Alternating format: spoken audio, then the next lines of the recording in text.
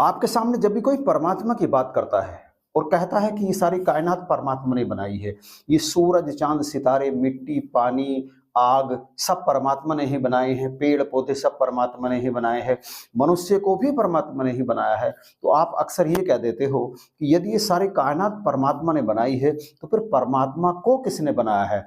जब परमात्मा ने ये सारी कायनात बनाई है, इस सारे कायनात को बनाने वाला परमात्मा है, तो फिर परमात्मा को बनाने वाला भी कोई होगा ही। आपका ये सवाल एक ऐसा सवाल है जिसका जवाब कई लोग आपको नहीं दे पाते होंगे। दूसरी तरफ एक चीज और, एक सवाल और जो लोग करते हैं वो ये सवाल करते हैं कि आखिर परमात्मा को देखा किसने है?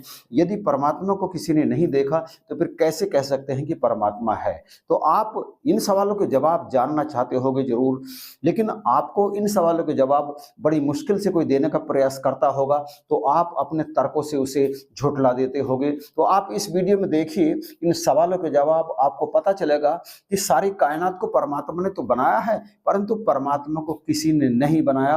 परमात्मा कैसा है? परमात्मा को देखा जा सकता है। अब सवाल यह है कि परमात्मा है जिसने सारी कायनात बनाई है, तो ऐसे परमात्मा को कैसे देखा जा सकता है? मैं कहता हूं कि मैंने परमात्मा को देखा है। आप यकीन नहीं करोगे, लेकिन मैं बताऊं कि आपने भी परमात्मा को देखा है, आप भी परमात्मा को देख रहे हैं, लेकिन मैंने जाना है। परमात्मा को देखा फिर जाना, लेकिन आप परमात्मा को देख तो रहे हैं लेकिन जानते नहीं हैं, इसलिए आप परमात्मा को पहचान नहीं पाते और परमात्मा के बारे में केवल बात करते हैं, लेकिन परमात्मा को आप देख कर भी ये नहीं पता कर पाते कि जिस चीज को आप देख रहे हैं वही परमात्मा है। आप इस वीडियो को ध्यान से देखिए, ये वाला पार्ट हटा दो। आप इसे एक उदाहरण के माध्यम से समझिए।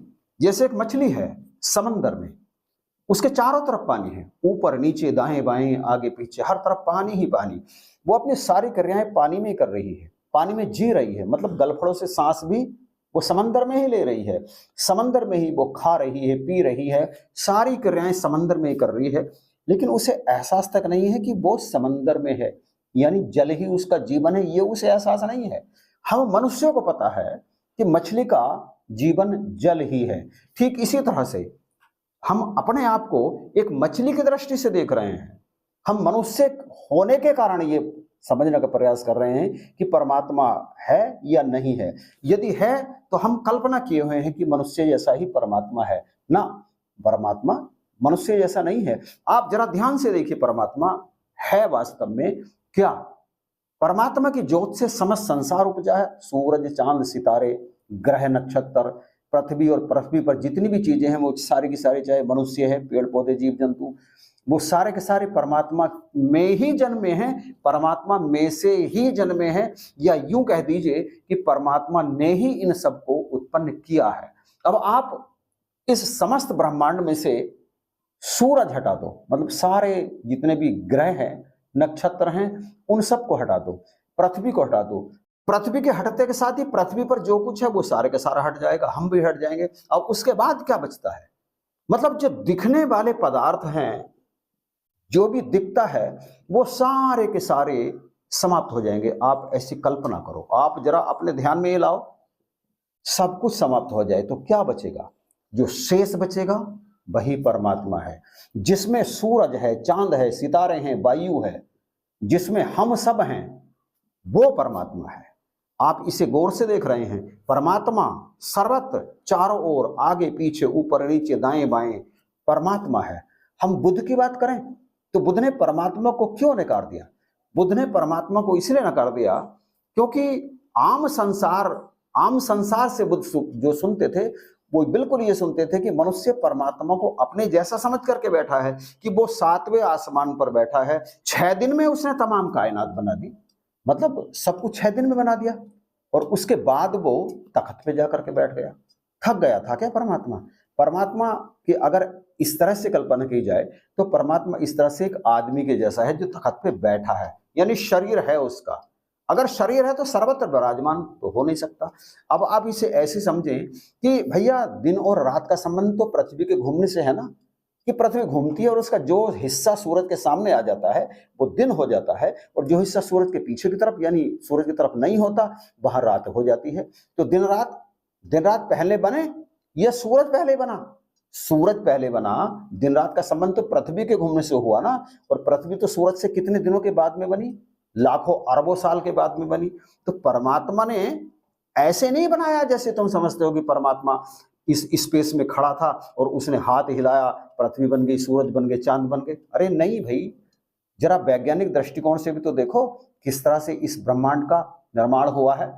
वो जो बिग बैंग की थ्योरी है वो कोई गलत थोड़ा ही नहीं है, एक भयंकर विस्फोट हुआ।